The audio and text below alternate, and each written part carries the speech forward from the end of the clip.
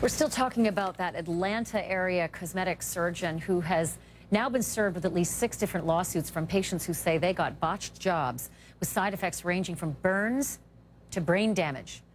And all while videos begin surfacing of the dance parties that allegedly went on in her operating room with semi-naked patients on the table. Some of the pictures you're seeing right now, a lawyer for several of the patients says these are Dr. Windell Boutte, who is still practicing. My panel is still with me. And Ojay Liburd, I want you to just react to me, knowing that your mother is in an excruciating state. She is going to need care for the rest of her life. The description has been that she has been severely brain damaged after going in for some Botox a few weeks before her wedding. Can you tell me, Ojay, when you first saw your mother after the procedure, how did she appear to you? Well, my mother was in the emergency room, and her face was very bloated, and her tongue was sticking out.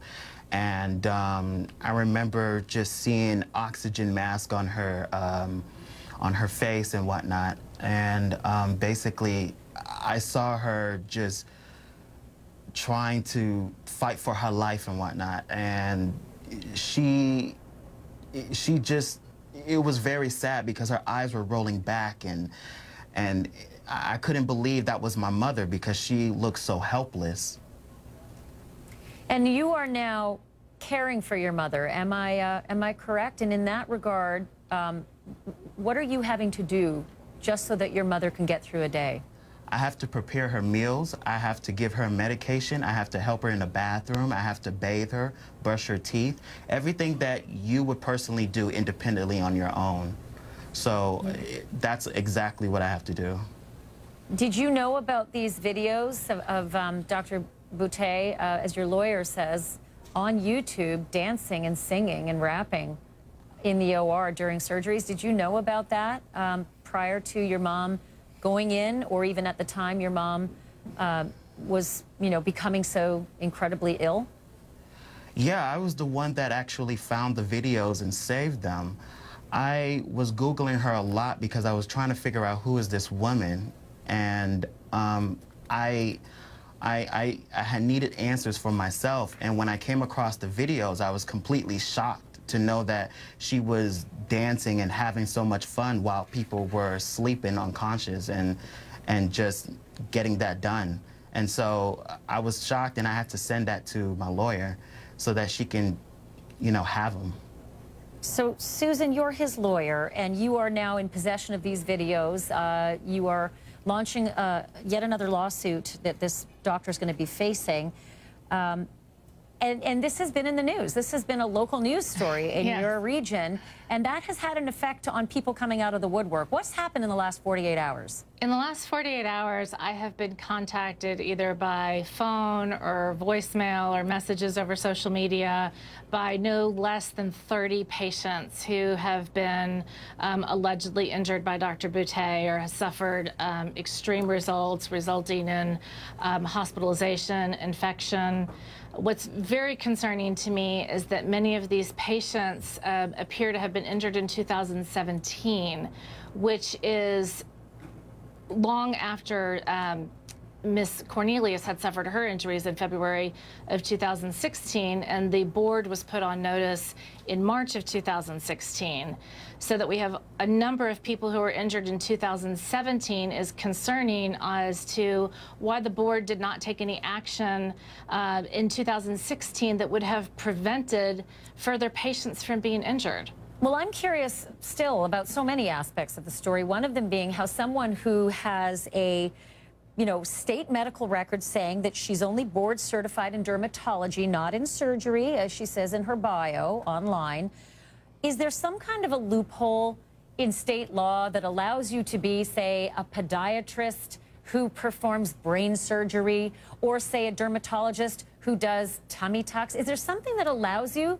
Because I'll tell you something, there are a lot of different kinds of journalists. Right. But I want to know that my doctor, who is a specialist with feet, is not the doctor working on my head. Is it not illegal to do so? Well, unfortunately, the chairman of our Georgia Composite Medical Board has said anybody who's got a license to practice medicine can basically do any area of medicine that they would like to.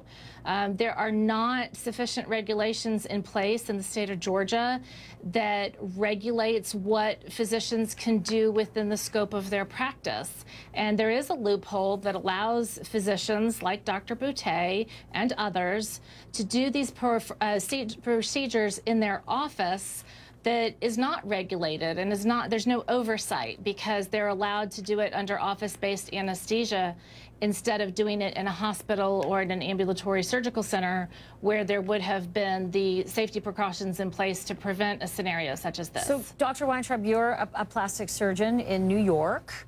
Is that, I mean, that's the story. You just heard Susan talking about, you know, Georgia. Is that the story here? Is that the story all over the country? Who the hell is policing this? Okay, so let me try to set this out for you.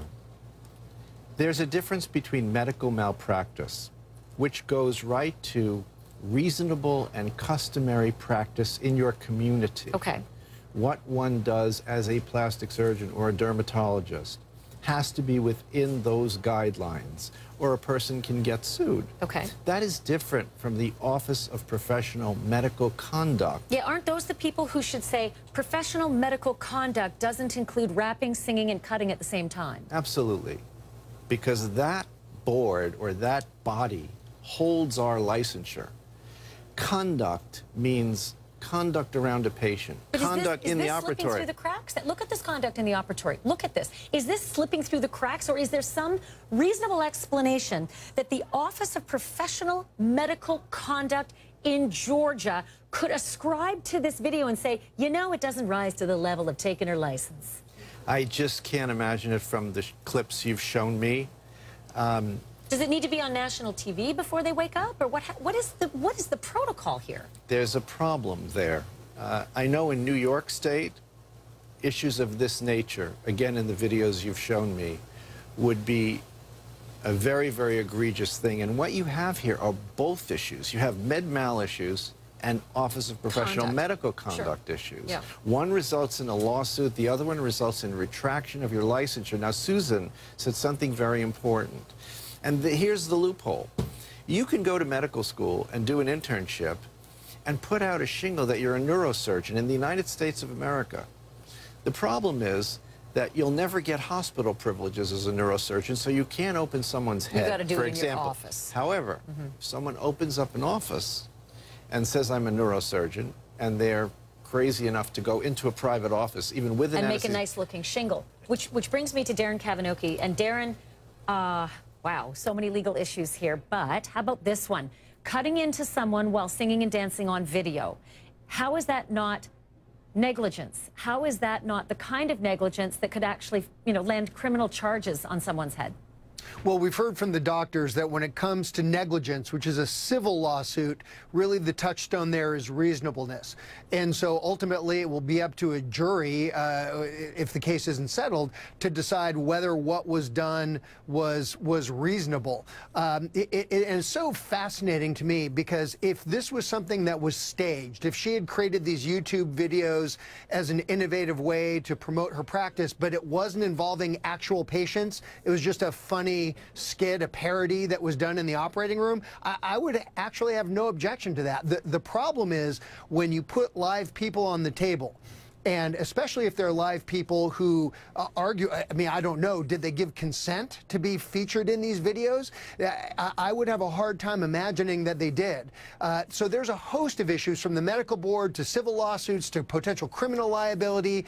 This is something that needs to get addressed post-haste. Okay, and I think that's a huge point that you bring up. Was this staged, or was this a real, you know, was this a real operation in progress? And it's a great point, and it's not the last point we're going to make on this. This is so disturbing that we're going to have a whole lot more of this, the dancing surgeon story at the top of the hour, and also tomorrow morning on Morning Express.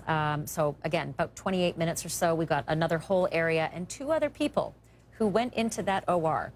And wait until you see how they came out. They're going to join us again at the top of the hour. In the meantime, it has been 10 days